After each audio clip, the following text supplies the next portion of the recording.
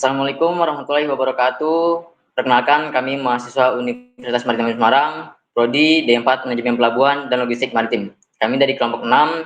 Kami dari kelompok 6 yang beranggotakan Muhammad Fauzi, Lutfi, Kaila, Fatir, dan Rafid. Pada kesempatan kali ini, kami akan mempresentasikan mini project yang berjudul Perancangan Jaringan Logistik Maritim Ekspor PT Mina Segar Nusantara. Melalui proyek ini, kami menganalisis bagaimana perusahaan ini dapat merancang jaringan distribusi ekspor yang efisien dengan mempertimbangkan biaya logistik, kapasitas fasilitas, waktu pengiriman atau lead time, serta menjaga kualitas produk selama proses distribusi. Harapannya, hasil analisis ini dapat memberikan solusi jaringan logistik yang paling optimal bagi perusahaan. PT Mina Segar Nusantara merupakan perusahaan yang memproduksi makanan laut, beku, atau frozen seafood untuk diekspor ke beberapa negara Asia Tenggara. Karena produknya berupa makanan beku, maka perusahaan ini wajib menerapkan sistem cold chain atau rantai dingin yang terintegrasi. Suhu produk harus dijaga tetap berada dalam minus 18 derajat Celcius sejak keluar dari pabrik hingga diterima oleh pelanggan. Jika suhu berubah atau rantai dingin terputus, maka kualitas produk akan menurun, bahkan bisa menyebabkan produk tidak layak konsumsi. Oleh karena itu, selain memilih jalur distribusi yang efisien, perusahaan itu juga harus memastikan proses pengiriman yang berlangsung sangat cepat, menggunakan reverse container, dan meminimalkan waktu tunggu di gudang maupun. Pada slide ini ditampilkan kebutuhan pasar dari 6 negara tujuan ekspor, yaitu yang pertama Singapura, yang kedua Malaysia, yang ketiga Thailand, yang keempat Vietnam, yang kelima Filipina, yang keenam Brunei Darussalam. Masing-masing negara memiliki volume permintaan yang berbeda-beda. Singapura menjadi pasar terbesar dengan permintaan sebesar 120 ton per bulan. Sedangkan Brunei memiliki permintaan paling kecil yaitu 30 ton per bulan. Selain itu, terdapat target atau service level yang menunjukkan tingkat pelayanan yang harus dicapai perusahaan. Semakin tinggi target service level, maka perusahaan harus semakin tepat waktu dalam melakukan pengiriman. Hal yang juga sangat penting adalah batas maksimal atau lead time. Misalnya Singapura hanya memiliki batas maksimal 4 hari, sehingga perusahaan harus memilih jalur distribusi yang paling cepat. Seluruh data inilah yang menjadi dasar dalam menentukan desain jaringan logistik. Setelah mengetahui kebutuhan pasar, langkah berikutnya adalah memilih fasilitas logistik yang akan digunakan. Alternatif gudang terdiri dari DC Semarang, DC Jakarta, dan DC Surabaya. Masing-masing memiliki kapasitas penyimpanan, biaya operasional tetap, biaya handling, dan waktu proses yang berbeda. Selain gudang, terdapat 3 alternatif pelabuhan, yaitu Tanjung Emas, Tanjung Priok, dan Tanjung Perak.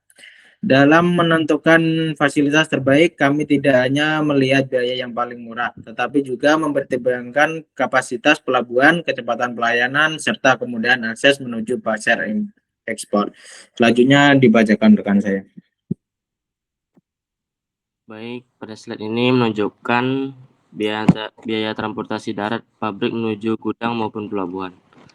Terlihat bahwa pengiriman menuju DC Semarang maupun pelabuhan biaya paling rendah, masih sangat dekat dengan pabrik. Sebaliknya, apabila seluruh produk harus dikirim ke Jakarta atau Surabaya, maka transportasi meningkat cukup besar dan waktu tempuh juga menjadi lebih lama. Bagi produk frozen seafood, waktu pengiriman sangat penting karena selama proses distribusi, maka risiko kerusakan produk juga semakin tinggi. Oleh sebab itu, analisis rute domestik menjadi salah satu faktor utama dalam menentukan jaringan logistik. Selanjutnya, pada tahap ini, kami menganalisis berbagai hambatan atau bottleneck yang muncul dalam proses distribusi. Hambatan pertama adalah keterbatasan kapasitas pelabuhan, sehingga tidak seluruh permintaan pasar dapat dilayani. Dan kedua adalah tinggi biaya distribusi darat apabila menggunakan distribusi center terlalu jauh dari lokasi pabrik. Selain itu, terdapat kendala lead time yang menyebabkan beberapa negara tujuan tidak dapat menerima produk sesuai target waktu yang telah ditentukan. Apabila hambatan-hambatan tersebut tidak diatasi, maka perusahaan akan mengalami peningkatan biaya operasional sekaligus penurunan kualitas pelayanan kepada pelanggan. Baik, selanjutnya akan diteruskan dengan saya. Baik, untuk selanjutnya, setelah dilakukan evaluasi terhadap 4 alternatif pertama, ternyata semuanya memiliki kelemahan. Alternatif A dan B hanya menggunakan pelabuhan Tanjung Emas yang kapasitasnya hanya sekitar 300 ton per bulan. Sedangkan total kebutuhan ekspor mencapai 460 ton per bulan. Artinya terdapat kekurangan kapasitas sehingga seluruh permintaan pasar tidak dapat dipenuhi. Sementara itu, alternatif C dan D memiliki kapasitas yang lebih besar, tapi biaya transportasi meningkat sangat tinggi karena seluruh produk harus dikirim ke Jakarta atau Surabaya terlebih dahulu.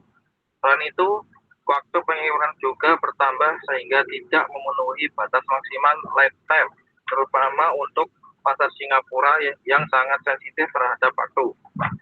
Setelah membandingkan seluruh alternatif, kami memilih alternatif E sebagai solusi terbaik.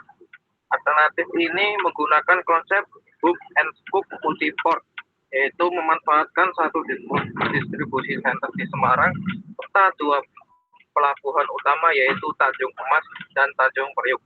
Dengan strategi ini, beban distribusi dibagi sehingga kapasitas pelabuhan tidak lagi mengalami kelebihan muatan. Selain itu, biaya distribusi menjadi lebih efisien karena sebagian besar produk dikonsolidasikan di DC Semarang sebelum dikirim ke pelabuhan yang sesuai dengan negara tujuan. Untuk selanjutnya dibaca untuk baca rekan saya. Selanjutnya ada analisis finansial alternatif E, yaitu pada slide ini diperlihatkan hasil perhitungan biaya logistik untuk alternatif E. Dari hasil analisis diketahui bahwa strategi ini mampu menghemat sekitar 267 juta per bulan dibandingkan alternatif yang menggunakan satu hub utama di Jakarta. Penghematan tersebut diperoleh karena biaya transportasi darat menjadi lebih rendah. Pemanfaatan kapasitas pelabuhan menjadi lebih optimal dan proses distribusi berlangsung lebih efisien. Dengan demikian, perusahaan tidak hanya memperoleh penghematan biaya, tetapi juga meningkatkan efektivitas operasional. Selanjutnya ada integritas rantai dingin, yaitu selain mempertimbangkan biaya, kami juga memperhatikan bagaimana kualitas produk tetap terjaga selama pengiriman. Beberapa strategi yang diterapkan yaitu menggunakan river container yang memiliki sistem pendingin aktif, mempercepat proses bongkar muat di pelabuhan, serta mengurangi waktu tunggu agar suhu produk tetap stabil. Selain itu, terdapat jalur pengiriman langsung menuju Tanjung Priok untuk beberapa negara tujuan sehingga waktu distribusi dapat dipersingkat. Dengan penerapan strategi tersebut, kualitas frozen seafood tetap terjaga hingga sampai ke tangan pelanggan.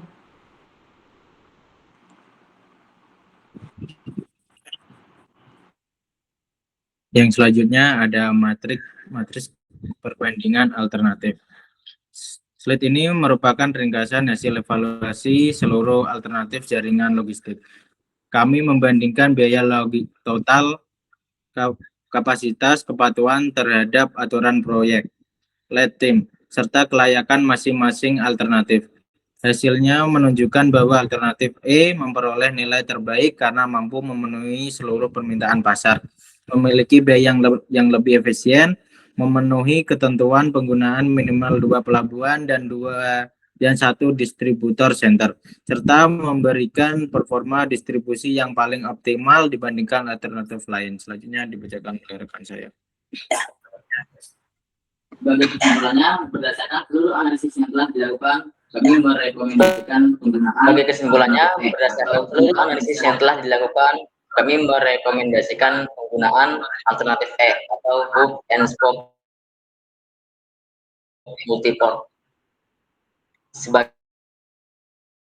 desain jaringan logistik dari PT Mina Segar Nusantara. Strategi ini mampu memenuhi kebutuhan kapasitas ekspor, mengurangi biaya logistik hingga sekitar 260 juta per bulan, menjaga kualitas produk melalui sistem cold chain, serta meningkatkan kecepatan waktu pengiriman ke seluruh negara tujuan. Kedepannya, perusahaan juga disarankan menjalin kerjasama yang lebih erat dengan operator pelabuhan, melakukan reservasi slot kapal lebih awal, serta terus Waalaikumsalam warahmatullahi wabarakatuh.